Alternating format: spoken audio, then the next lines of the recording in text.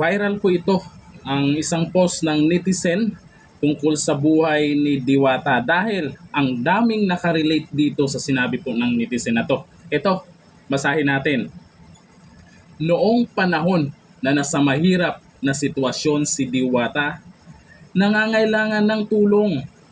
Walang nagbibigay. Ngayon na umaasenso na siya at nakilala na ng marami, tsaka maraming tumutulong at nagbibigay ng pera. Naku, nakita naman natin dyan na maraming nagbibigay siya. May isang beses dyan napanood ko sa kanyang vlog, binigyan ng mamahaling relo.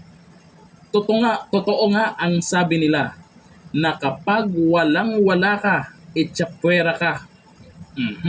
Oops, sakit naman nun. Pero kapag meron ka at nakikitaan kanila ng pag-asenso sa buhay, ituturing kanilang espesyal o hari.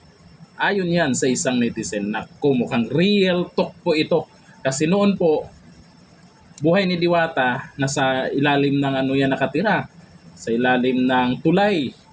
Tapos nagsusumikap talaga, nagtitinda, naging naging construction worker, dumidiskarte sa buhay.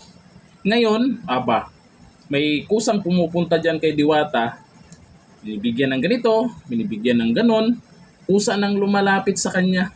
Bakit? Nakikinabang din naman sila. Mukhang maraming nakaka-relate dito. Dahil totoo nga naman. Kasi yung ginagawa po nila ngayon, makikinabang din naman kay Diwata. Yung pagsikat ni Diwata, kasi alam nating lahat, ito si Diwata, tuloy-tuloy ang pagsikat nito. Kaya para mapansin ni Diwata, ayan. Pero noong panahon na nasa ilalim pa siya ng tulay, nakatira, may pumapansin ba? Sa totoo pa nga, binalita yan dati si Diwata, yung nabugbog siya. Oo, yung talagang nagkaroon siya ng sa noo. O, di ba? Ngayon, pero hindi pa rin nawawala yung kumukontra. Alam naman natin, ang Pinoy, hindi naman lahat, meron dyan, mahilig humila pababa. Pero galing na itong gumawa ng na to ng mensahe na to Nag-viral ito ngayon Daming nakarelate na ito.